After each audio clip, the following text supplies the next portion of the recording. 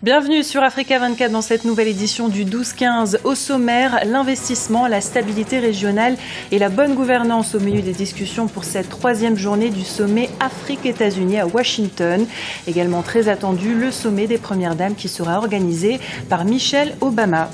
La sécurité fait aussi partie des objectifs du sommet USA-Afrique, un objectif qui était au cœur de la rencontre ce lundi entre le président congolais Joseph Kabila et le secrétaire d'État américain John Kerry. Les détails dans cette édition. Et puis nous parlerons sport avec une immersion au cœur du club champion de football en Guinée. À peine sacré, l'association sportive du Kaloum annonce déjà l'arrivée de nouvelles recrues.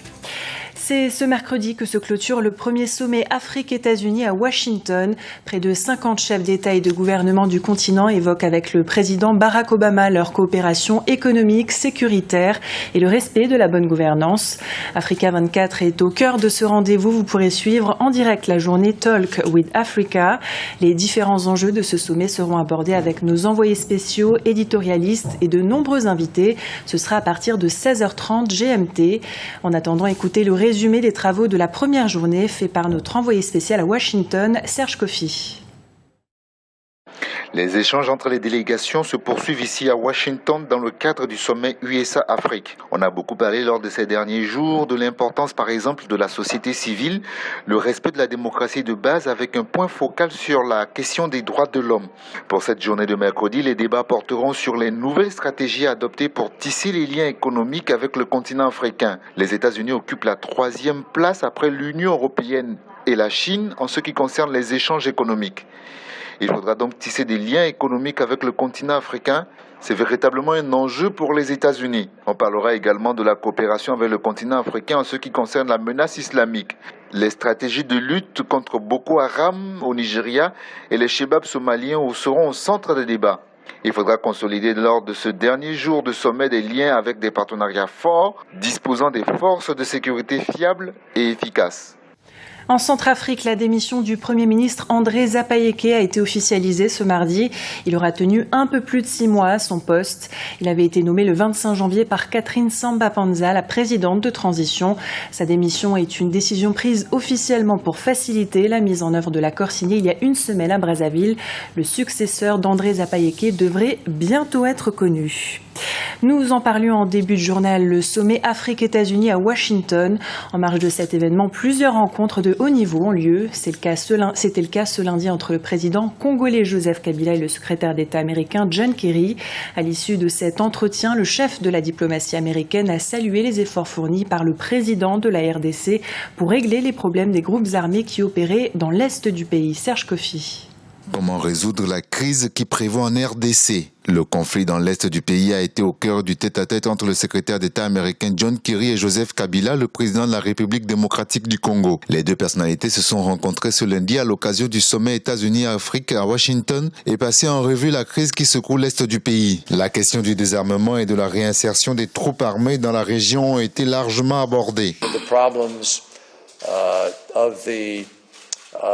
FDLR and the problems of the M23 group, which with his military effort and MONUSCO, they were able to help disarm. That process is continuing, and it is a process that will help bring peace and stability ultimately to the region. Sur le terrain, la situation semble ne pas avancer au regard des observateurs. Ces derniers mois, près de 200 combattants des forces démocratiques pour la libération du Rwanda se sont rendus au nord et au sud Kivu pour rejoindre le programme de désarmement et de rapatriement volontaire. Mais selon le dernier rapport intérimaire du groupe d'experts des Nations Unies, ce groupe armé continue de recruter de nouveaux membres. Mais le président congolais rassure. Since we met, I believe, 1-2 months ago, the situation has continued to evolve and move forward in the right direction, and that now the Congo is breathing the air of peace, and that we're moving towards stability and long-term stability in all sectors, not only security but also economic development, and the development of the region as a whole. La sécurité fait partie des objectifs du sommet USA-Afrique. Même si les États-Unis n'apparaissent pas directement menacés par les groupes armés opérant en Afrique, ils s'engagent tout de même lors de ce sommet à renforcer la coopération au niveau sécuritaire en modifiant l'image de l'Afrique, perçue comme ravagée par la guerre et où l'essentiel des liens se limite à de l'aide. Pendant ce temps, sur place en RDC, une éventuelle révision de la Constitution agite l'opposition. Des centaines de personnes ont protesté ce lundi à Kinshasa pour dire non à la modification de la Constitution. L'opposition appelle le président Joseph Kabila à ne pas briguer un troisième mandat aux prochaines élections de 2016. Aminata Diak. En République démocratique du Congo, la spéculation sur une éventuelle révision de la Constitution qui permettrait au président Joseph Kabila de se représenter aux élections de 2016 alimente les craintes de l'opposition.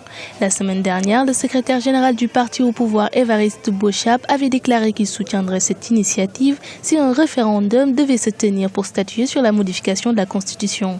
Des propos qui renforcent l'inquiétude des membres de l'opposition réunis ce lundi dans la capitale Kinshasa pour manifester. Le changement de la Constitution n'est pas une préoccupation du peuple. Monsieur Kabila avait taillé la Constitution sur mesure et nous sommes contre cela. Et le danger, c'est qu'il veut constituer une monarchie présidentielle. Nous ne sommes pas prêts à l'accompagner. Voilà notre message. À l'issue de la manifestation, Bertrand Ewanga a été arrêté ce mardi matin et présenté devant le procureur de la République, une arrestation que dénonce l'opposition. Après la manifestation d'hier qui a été une réussite, l'honorable Ewanga a été arrêté et actuellement il se trouve dans les bureaux du procureur général de la République. Il y a 3 chefs d'accusation, c'est l'outrage au chef de l'État, tribalisme et régionalisme. Les 2 derniers chefs d'accusation ne comprennent pas très bien de quoi est-ce qu'ils veulent parler. Quant à l'outrage au chef de l'État, vous savez, dans nos pays, il n'y a qu'un fil entre l'outrage et la liberté d'expression. Pour sa part, le gouvernement estime que les propos tenus par Bertrand Ewanga au cours de la manifestation de lundi étaient diffamants à l'encontre du pouvoir en place. Il a commis une infraction qui, en droit congolais, s'appelle 1. Outrage au chef de l'État, 2. Incitation à la haine ethnique. Il y a des propos qui sont allés au-delà de tout ce qui peut être accepté en ce qui concerne ces 2 faits.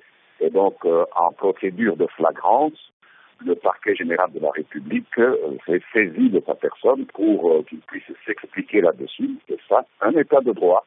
Le président Joseph Kabila a été élu démocratiquement une première fois en 2006 après avoir pris le pouvoir en 2001 suite à l'assassinat la même année de son père, Laurent Désiré Kabila. Il a été réélu en 2011 après avoir battu son principal rival, Étienne Tshisekedi. Le Burkina Faso célébrait ce mardi 5 août le 54e anniversaire de son accession à l'indépendance. Le 5 août 1960, le président Maurice Yaméhé-Ogo avait proclamé l'indépendance de la Haute-Volta, devenue Burkina Faso en 1984 à l'issue de la Révolution. Depuis quelques années, les festivités marquant cette commémoration ont été repoussées au 11 décembre, correspondant à la date anniversaire de la proclamation de la République de Haute-Volta. C'est-à-dire, c'est à cette date que les parades militaires et civiles ont lieu. Passons au sport avec une immersion au cœur du club champion de football en Guinée. À peine sacrée, l'association sportive du Kaloum annonce déjà l'arrivée de nouvelles recrues pour entamer la Ligue africaine des champions. Reportage de notre correspondant en Guinée-Conakry, Mohamed Lamine Solano. L'association sportive de Kaloum ASK sacré champion de Guinée. Le titre s'est joué ce week-end lors de la 22e journée du championnat Nimba Mining contre la Sumba du Debreka, menée 2-0 sur ses installations. L'ASK termine avec 47 points et remporte pour la 13e fois de l'histoire du club le titre de champion. Ça a été un travail extrêmement difficile parce qu'on a des adversaires qui sont très sérieux dans le travail. Je pense à Ouaraya, qui a été triple champion. Et pour être champion devant Ouaraya, il faut réellement bien travailler. Et c'est le résultat de ce travail aujourd'hui qui nous a amenés pour être champion de Guinée. L'association sportive de Kaloum renoue avec le titre de champion de Guinée 7 ans après le dernier remporté en 2007. Les jaunes et verts de Kaloum représenteront la Guinée à la prochaine saison de la Ligue des champions africaine. Un challenge pour les responsables du club. On a été champion de Guinée Et nous pensons sérieusement que nous avons un devoir, c'est honorer ce peuple guinéen, honorer les supporters de l'AS Kaloum et faire mieux que l'excellent parcours de Horea l'année dernière. Les objectifs que nous avons, si vous voulez, pour les années à venir, ça se situe surtout au niveau de la construction d'une grande équipe à dimension africaine. Donc ça va prendre du temps, c'est sûr, mais bon, je pense qu'on est un peu en avance sur nos prévisions. Donc par rapport à ça, on va s'y mettre au travail rapidement pour essayer d'étoffer, si vous voulez, l'effectif pour aller au moins figurer correctement sur l'échiquier international. Le club annonce l'arrivée de nouvelles recrues en vue des compétitions de la Ligue des champions africaines. Le coach français Pascal Janin serait même pressenti. Ancien entraîneur du stade malien de Bamako et des clubs français de Brest et Strasbourg, il devra permettre à l'association sportive de Kaloum de propulser une équipe assez jeune et cosmopolite sur le plan international.